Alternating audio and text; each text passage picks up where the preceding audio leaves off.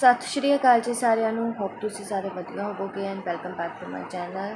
अज की इस क्लास के जिवें कि आपां डिसाइड किया कि जो साडा कंज्यूमर इक्विलिब्रियम वाला टॉपिक ओवर हो जाएगा उदों आपां इस चैप्टर के MCQs प्रैक्टिस करांगे ताकि थोड़ा बेस स्ट्रोंग हो जाए इन्हां चीज़ों को लैके।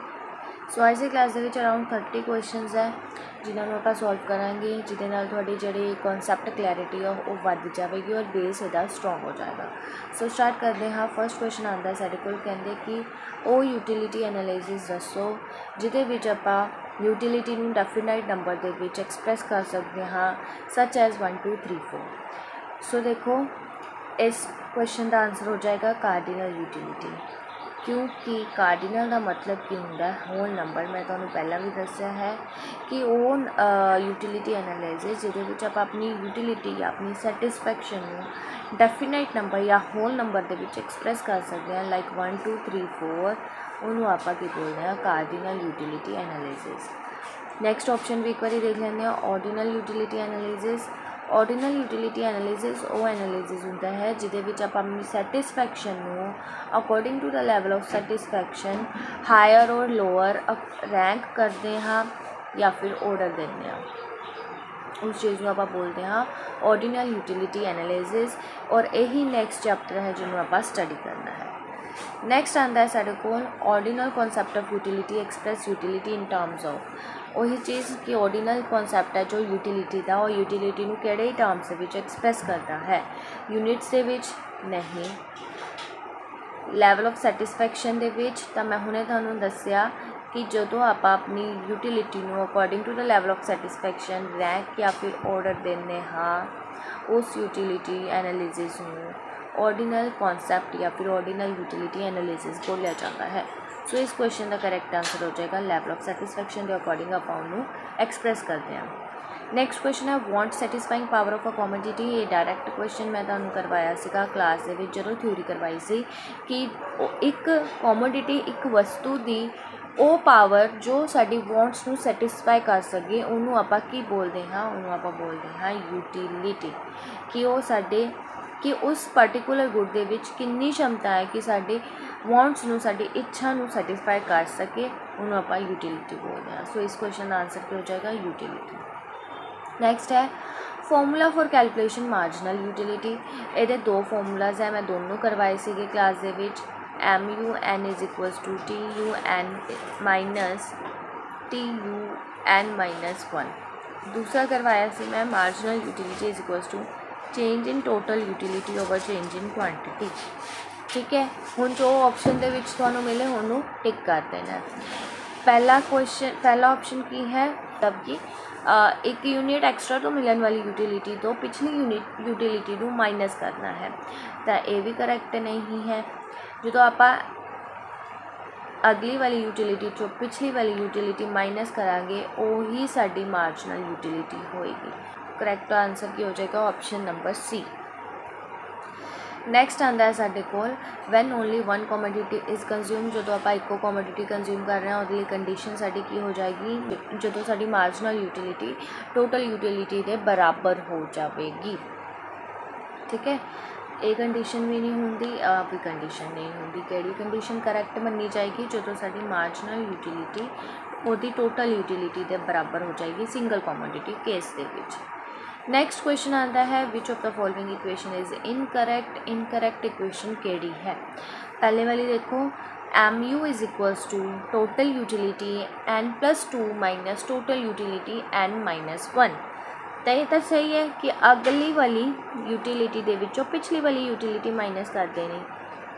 नैक्सट देखो marginal utility is equals to total utility over quantity, पर यह तो करैक्ट नहीं है। मैं तुहानूं दस्सिया सीगा change in total utility. Total utility दे विच कितना चेंज आया due to change in quantity.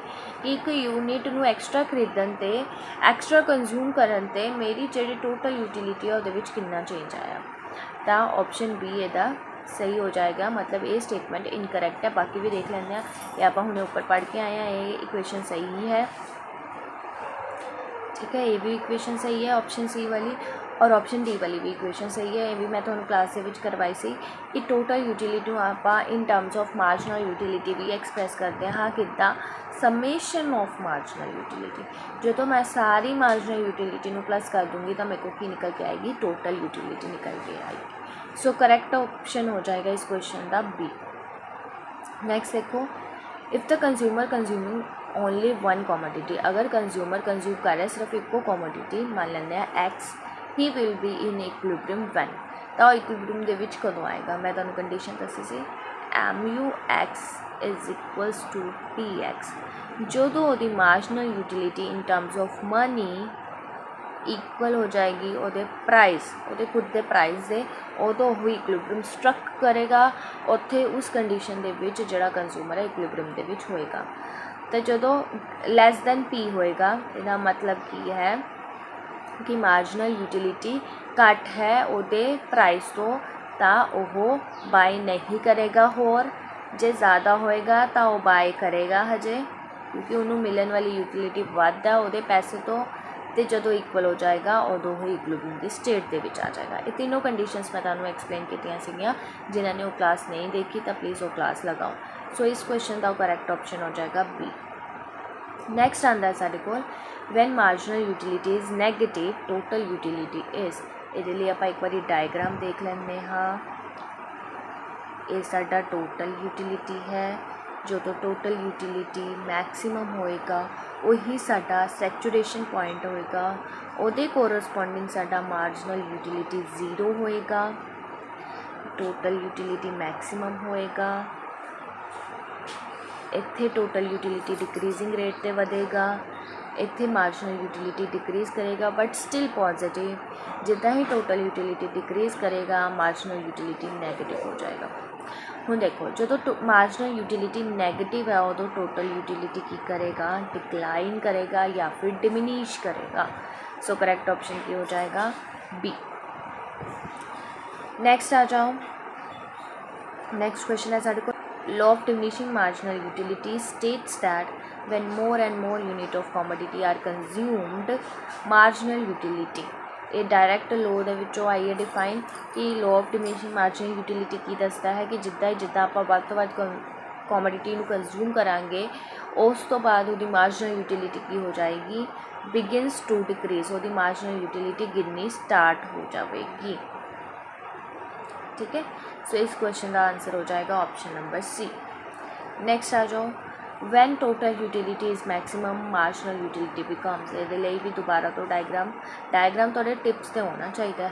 ये है साडा टोटल यूटिलिटी, ये है साडा इत्थे मैक्सिमम है टोटल यूटिलिटी, ये कोरसपोंडिंग मार्जिनल यूटिलिटी 0 होएगा, जो तो डिग रहा उदों मार्जिनल यूटिलिटी नैगेटिव हो जाएगा, इत्थे डिक्रीजिंग रेट ते वधेगा, इत्थे ये डिमिनिश करेगा, ये मार्जिनल यूटिलिटी है। सो कहते जो तो टोटल यूटिलिटी मैक्सिमम है इस पॉइंट पे, उदों मार्जिनल यूटिलिटी 0 हो जाएगी वो कोरसपोंडिंग पॉइंट पे।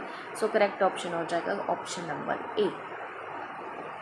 नेक्स्ट है, van total utility is increasing at diminishing rate marginal utility must be, same diagram मैं तुहानूं दस्सिया सीगा कि इस रेंज दे विच टोटल यूटिलिटी की कर रहा है, मैं एक बारी तुहानूं दस दिंदी, इस रेंज दे विच टोटल यूटिलिटी की कर रहा है, इनक्रीज़ कर रहा बट डिक्रीजिंग रेट पे वध तो रहा पर पहले नालों घट वध रहा, तो उस सिचुएशन ते ਉਹਦੇ कोरसपोंडिंग ਜਿਹੜਾ मेरा मार्जिनल यूटिलिटी है वो डिक्रीज़ करेगा बट स्टिल पॉजिटिव, अजे नैगेटिव नहीं जाएगा, तो डिक्रीज़ करेगा। इस क्वेश्चन का आंसर हो जाएगा ऑप्शन नंबर बी कि मेरा मार्जिनल यूटिलिटी डिक्रीज़ करेगा जो मेरा टोटल यूटिलिटी इनक्रीज़ कर रहा है डिमिनिशिंग रेट ते या फिर डिक्रीजिंग रेट। नेक्स्ट आ जाओ, marginal utility of a particular commodity at the point of saturation, कहते मार्जिनल यूटिलिटी एक कॉमोडिटी की कितनी होएगी पॉइंट ऑफ सैचुरेशन ते।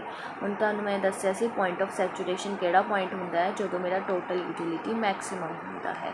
ठीक है, बार बार वही डायग्राम तुहानूं टिप्स ते होना चाहिए, जो मेरा टोटल यूटिलिटी आ मैक्सिमम है, ठीक है, उदों मेरा मार्जिनल यूटिलिटी की हो जाएगा 0। क्वेश्चन ਨੂੰ ਪੁੱਛਣ ਦਾ ਤਰੀਕਾ ਬਦਲ ਗਿਆ, क्वेश्चन सेम ही है। सो इस क्वेश्चन का आंसर क्या हो जाएगा 0 कि जो मेरा टोटल यूटिलिटी सैचुरेशन के पॉइंट पर है, मैक्सिमम पॉइंट पर है, उदों मेरा मार्जिनल यूटिलिटी वो कोरसपोंडिंग 0 होएगा। नैक्सट क्वेश्चन है तुहाडे कोल, consuming 2 commodities a consumer attains equilibrium when. कहते एक कंज्यूमर है 2 कमोडिटीज़ लै रहा है, वो इक्विलिब्रियम ते कदों स्ट्रक करेगा, जदों कि मार्जिनल यूटिलिटी एक्स तो मिलने वाली पर रुपये की टर्म के विच इक्वल हो जाएगी मार्जिनल यूटिलिटी वाई तो मिलने वाली पर यूटिलिटी के टर्म के विच। इस कंडीशन के विच साडा इक्विलिब्रियम स्ट्रक करेगा। सो कंडीशन देखते हैं। पहली कंडीशन है कि जिहड़ा मार्जिनल यूटिलिटी है एक पहली कमोडिटी तो मिलने वाला वो वध है मार्जिनल यूटिलिटी दूसरी कमोडिटी तो मिलने वाला। तो इस कंडीशन के विच मैं तुहानूं कल दस्सिया सीगा,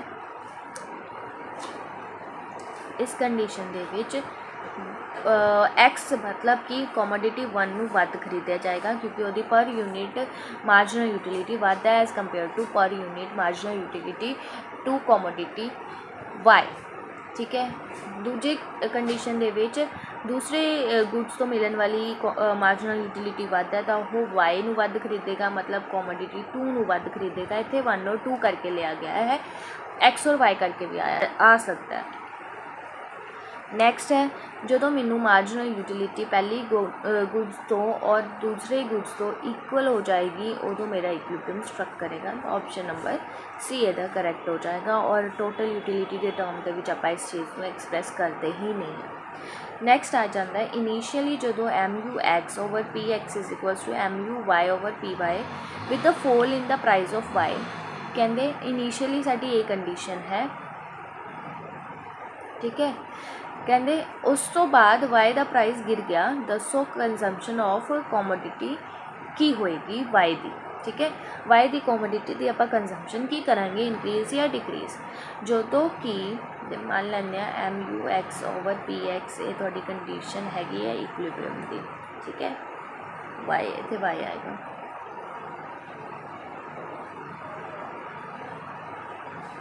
आप पढ़ के आए थे कंडीशन।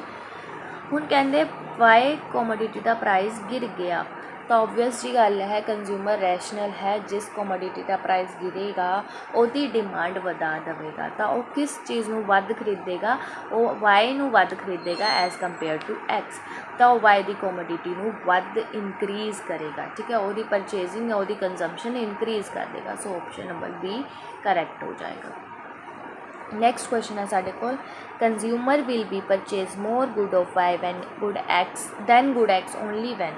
कहते कंज्यूमर गुड वाई नूं ज़्यादा खरीदेगा गुड एक्स तो सिर्फ और सिर्फ कदों खरीदेगा ये दसो। देखो पहली कंडीशन तो साड़ी होती है सिंगल कमोडिटी की। ठीक है। दूजी कंडीशन दे विच है वाई नूं वध खरीद रहा है एक्स नूं घट खरीद रहा है। तीजी कंडीशन है सिंगल कमोडिटी थी बट वाई के केस दे विच। चौथी कंडीशन है एक्स नूं वध खरीद रहा वाई नूं घट खरीद रहा। तो किहड़ी कंडीशन दे विच वध खरीदेगा वाई नूं जदों उहदा मार्जिनल यूटिलिटी वाई दा वध होएगा एज़ कंपेयर टू एक्स दा। सो इस क्वेश्चन का करैक्ट आंसर हो जाएगा ऑप्शन नंबर बी।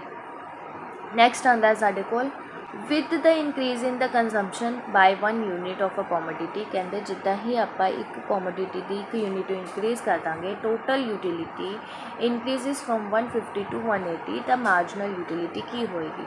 तो मार्जिनल यूटिलिटी का फॉर्मूला की होंदा है total utility N minus T U N minus 1। अगली चो पिछली माइनस कर दो, अगली कितनी है 180, पिछली कितनी है 150। तक ऑप्शन बी करेक्ट हो जाएगा 30। मार्जिनल यूटिलिटी की आ जाएगी 30। तो ये लिए थानू फॉर्मूलाज भी याद होने चाहिए। मैं सारा क्लासिस दे विच डिटेल दे विच कराया, जिन्हें वो क्लासिस नहीं देखिया तो प्लीज़ आ क्लासिस देखो, तो ही फायदा है। सो नैक्सट क्वेश्चन आता है साढ़े को the consumer is in equilibrium. Consumer equilibrium दे विच है तो वह कमोडिटी एक्स नूं बाय कर रहा only. The marginal utility from last unit consumed of commodity X is 50 utils MUM is 10 find the price of the commodity. Direct question आया है कंडीशन दे विचों कि इक्विलिब्रियम दी स्टेट दे विच है MUM दिता होया है तो X तो मिलन वाली यूटिलिटी आ उन्होंने 50 यूटिल्स दी, तो दसो प्राइस की होएगा उस कमोडिटी का, उस कमोडिटी X का। कंडीशन याद रखोगे, बस वैल्यूज़ नू सबसीट्यूट कर दोगे। मैं क्लास के भी करवाया सी क्वेश्चन। MUX की है 50, रख दो 50। PX नहीं पता है, इतना निकालना है। MUM marginal utility of money की है 10, PX 50 over 10 is equals to PX हो जाएगा। ये आ जाएगा थोड़े को 5, तो 5 रुपीज़ की आ जाएगा उस कमोडिटी का प्राइस। हुण जे तुहानूं कंडीशनस ही ना याद होण तां आपां क्वेश्चन नूं नहीं निकाल सकते, इसलिए कंडीशनस तुहानूं याद रखनी है। नैक्सट क्वेश्चन आता है साढ़े को utility drive from an additional unit of a good is called. एक एक्सट्रा यूनिट तो मिलन वाली यूटिलिटी नूं आपां की बोलते हाँ, मार्जिनल यूटिलिटी बोलते हैं। हाँ ठीक है, देखो option number B, additional unit का मतलब है नैक्सट एक्सट्रा यूनिट, तो उस नैक्सट एक्सट्रा यूनिट तो मिलती है जो सैटिस्फैक्शन, उसको ही मार्जिनल यूटिलिटी कहते हैं। नैक्सट क्वेश्चन आता है as we consume more and more unit of commodity its total utility is dash but at diminishing rate.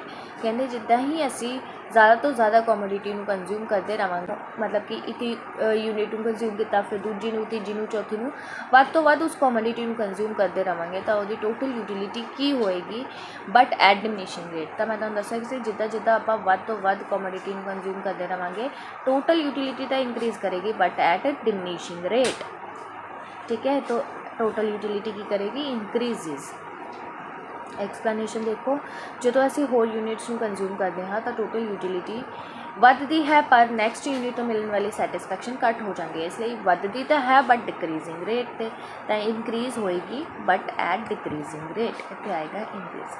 तो ब्लैंक्स की फॉर्म के भी तुहानूं क्वेश्चन बन सकते हैं। नैक्सट आ जाओ, when consumption of a commodity increases then marginal utilities. जो आप किसी एक कमोडिटी या एक वस्तु की कंजम्पशन नूं कंज्यूम करन नूं वधा दिंदे हाँ तो वो मार्जिनल यूटिलिटी की होएगी, डिक्रीज़ होएगी। तो ये तो लो सानूं दसदा ही है कि जिद्दां जिद्दां असीं वध तो वध कमोडिटी नूं कंज्यूम करांगे उद्दां उद्दां तो मिलन वाली जिहड़ी यूटिलिटी है मार्जिनल यूटिलिटी वो घटदी जाती है। तो ये किहड़ा लॉ दसदा है, law of diminishing marginal utility, law of diminishing marginal utility. So option A इहदा करैक्ट हो जाएगा कि जिद्दां जिद्दां आपां वध कंज्यूम करांगे किसी कमोडिटी नूं उद्दां उद्दां उहदी मार्जिनल यूटिलिटी डिक्रीज़ हो जाएगी। नैक्सट आंदा है साडे कोल total utility is maximum when marginal utility is. हुण उल्टा पुछ लिया, कहते कि जो टोटल यूटिलिटी मैक्सिमम हुंदी है उस केस दे विच मार्जिनल यूटिलिटी की हुंदी है। वही डायग्राम याद रखोगे, आ सैचुरेशन पॉइंट है, जो टोटल यूटिलिटी मैक्सिमम है तो वो कॉरस्पॉन्डिंग मार्जिनल यूटिलिटी की होएगी 0। जो मार्जिनल यूटिलिटी 0 हो जाती है उदों टोटल यूटिलिटी हाईएस्ट पॉइंट पर होंदी है, सैचुरेशन वाले पॉइंट पर होंदी है, याद रखो। नैक्सट है question MUX over MUY is equals to question mark over PY। आ कंडीशन है थोड़े को, इत्थे की आएगा कहते ओवर PY है, तो सिंपल इत्थे PX आ जाएगा क्योंकि अपनी कंडीशन किसी की MUX over PX is equals to MUY over PY।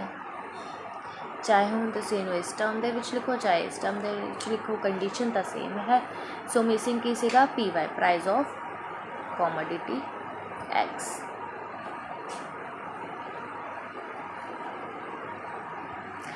Total utility is the sum of total marginal utilities. कहते टोटल यूटिलिटी किहदा सम है, मार्जिनल यूटिलिटी का सम है। ये दसो करैक्ट है या इनकरैक्ट है। तो मैं तुहानूं दस्सिया सी कि आपां टोटल यूटिलिटी नूं किद्दां एक्सप्रैस कर सकते हाँ, सम्मेशन ऑफ मार्जिनल यूटिलिटी। तो सम्मेशन का मतलब ही की हुंदा है टोटल। जो आपां मार्जिनल यूटिलिटी नूं टोटल कर दिंदे हां उदों साडा की आंदा है, टोटल यूटिलिटी आंदा है। Yes, this statement is correct. Next देखो, total utility decreases when marginal utility negative. कहते ये स्टेटमेंट दसो करैक्ट है या फिर इनकरैक्ट है।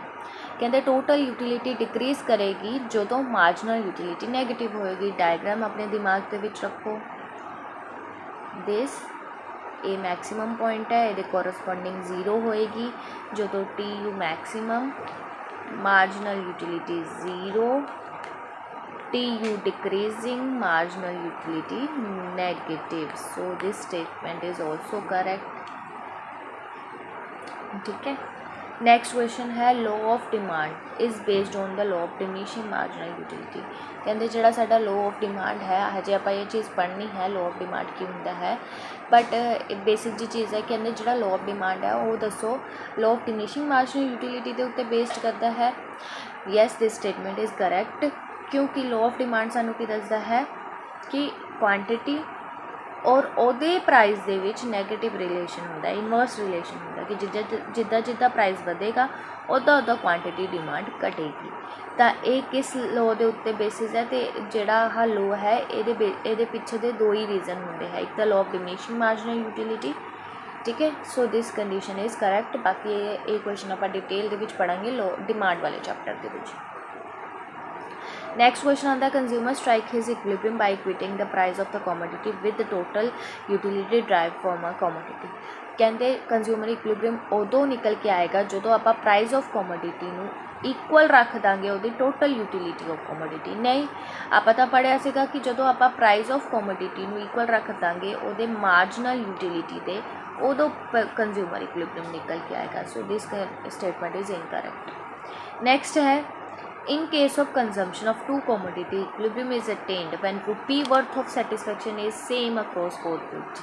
ਤਾਂ ਕਹਿੰਦੇ ਕਿ ਜਦੋਂ ਦੋ ਕੋਮੋਡਿਟੀਜ਼ ਖਰੀਦ ਰਿਹਾ ਹੈ ਕੰਜ਼ਿਊਮਰ ਤਾਂ ਉਸ ਕੇਸ ਦੇ ਵਿੱਚ ਇਕੁਇਲਿਬਰੀਅਮ ਉੱਥੇ ਆਏਗਾ ਜਦੋਂ ਰੁਪੀ ਵਰਥ ਮਤਲਬ marginal utility in terms of rupees equal ਹੋ ਜਾਏਗੀ ਸਭ ਗੁੱਡਸ ਦੀ, ਬਹੁਤ ਗੁੱਡਸ ਦੀ। ਤਾਂ ਇਹ ਸਟੇਟਮੈਂਟ ਵੀ ਕਰੈਕਟ ਹੈ। ਠੀਕ ਹੈ, ਨੈਕਸਟ क्वेश्चन आ जाओ। नैक्सट है तुहाडे कोल टैबूलर फॉर्म दे विच है क्वेश्चन दसना है कि नीचे दिते गए सैट ऑफ स्टेटमेंट दे विचों कॉलम 1 और कॉलम 2 दे विच करैक्ट पेयर किहड़ा है। तो इस तरीके नाल भी क्वेश्चन आएगा। देखो यूटिलिटी का दस्या इन्होंने कि profit drive from the consumption of commodity. Profit थोड़ी होंदा है, सैटिस्फैक्शन होंदा। यूटिलिटी का मतलब क्या है, वो सैटिस्फैक्शन जो सानू कंजम्पशन ऑफ कमोडिटी तो मिल रही है। मार्जिनल यूटिलिटी की होंदा है, sum of total utility drive from the consumption of all goods. कहते मार्जिनल यूटिलिटी टोटल यूटिलिटी है जो सानू सारे गुड्स तो मिल रही है, सारी यूनिट्स तो मिल रही है। नहीं, मार्जिनल यूटिलिटी तो होंदा है कि एक्स्ट्रा यूनिट तो मिलने वाली एक्स्ट्रा सैटिस्फैक्शन। मैक्सीमम जदों साडी मैक्सीमम टोटल यूटिलिटी होएगी उदों मार्जिनल यूटिलिटी पॉजिटिव होएगी। नहीं, ये तो लॉ नू गलत दस रहा है स्टेटमेंट कि जो साडा टोटल यूटिलिटी मैक्सीमम होंदा उदों मार्जिनल यूटिलिटी साडा जीरो हो जाता है और मार्जिनल यूटिलिटी जीरो होएगा। इस केस में डिक्रीजिंग मार्जिनल यूटिलिटी का मतलब की है, implies that total utility increases at decreasing rate. Decreasing marginal utility का मतलब है कि साडा जिहड़ा टोटल यूटिलिटी है वो वधदा रहा है बट घट गति ते घट रेट ते।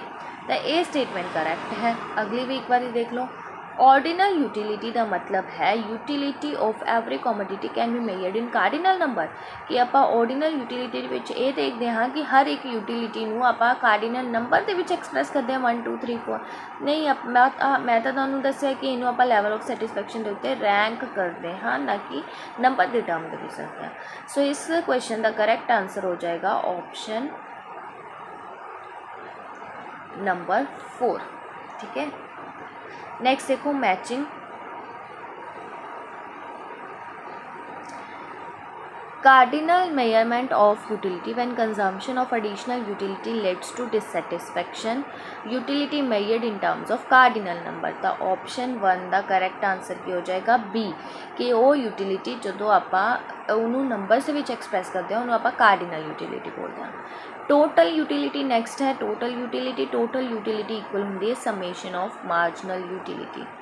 Marginal utility curves slopes downward from left to right. तो आप पढ़े ना मार्जिनल यूटिलिटी इदा होंगी है left to right downward slope होंगी है। सो नेक्स्ट है साढ़े को नैगेटिव मार्जिनल यूटिलिटी सानू की दसदी है। नैगेटिव मार्जिनल यूटिलिटी सानू दसदी है कि जिद्दां जिद्दां आपां एडिशनल यूनिट नू कंज्यूम करते जावांगे उदा उदा सानू डिसकंफर्ट डिससैटिस्फैक्शन होंदी जाएगी। कंज्यूमर इक्विलिब्रियम की कंडीशन की बनती है ऑप्शन नंबर सी जो आप marginal utility in terms of rupees per unit ਦੇ ਇਕੁਅਲ ਹੋ ਜਾਏਗੀ ਦੋਨੋਂ ਗੁੱਡਸ ਦੀ ਐਕਸ ਔਰ ਵਾਈ ਦੀ, ਔਰ ਉਹਦੀ ਮਾਰਜਨਲ ਯੂਟਿਲਿਟੀ ਆਫ ਮਨੀ ਦੇ ਇਕੁਅਲ ਹੋ ਜਾਏਗੀ। ਇਹ ਚੀਜ਼ਾਂ ਉਹਨੂੰ ਆਪਾਂ ਕੰਜ਼ਿਊਮਰ ਇਕੁਇਲਿਬ੍ਰੀਅਮ ਬੋਲਾਂਗੇ। ਸੋ ਇਹ ਸੀ ਆਪਣੇ ਅੱਜ ਦੀ ਕਲਾਸ, ਜਿਹਦੇ ਵਿੱਚ ਅਰਾਊਂਡ 30 ਕੁਐਸਚਨਸ ਆਪਾਂ ਕੀਤੇ ਨੇ ਸਿਰਫ ਔਰ ਸਿਰਫ ਕੰਜ਼ਿਊਮਰ ਇਕੁਇਲਿਬ੍ਰੀਅਮ ਕਾਰਡੀਨਲ ਯੂਟਿਲਿਟੀ ਵਾਲੇ ਚੈਪਟਰ ਦੇ।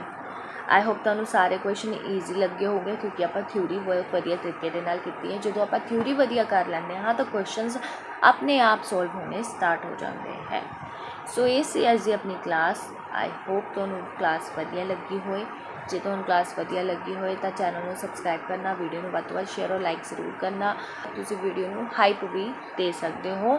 ਇਹਦੇ ਨਾਲ ਨਾਲ ਟੈਲੀਗ੍ਰਾਮ ਚੈਨਲ ਜੁਆਇਨ ਕਰ ਲਓ ਫॉर ਰੈਗੂਲਰ ਅਪਡੇਟਸ, ਔਰ ਆਪਣਾ ਫੀਡਬੈਕ ਮੈਨੂੰ ਕਮੈਂਟ ਸੈਕਸ਼ਨ ਦੇ ਵਿੱਚ ਜ਼ਰੂਰ ਦਿਆ ਕਰੋ।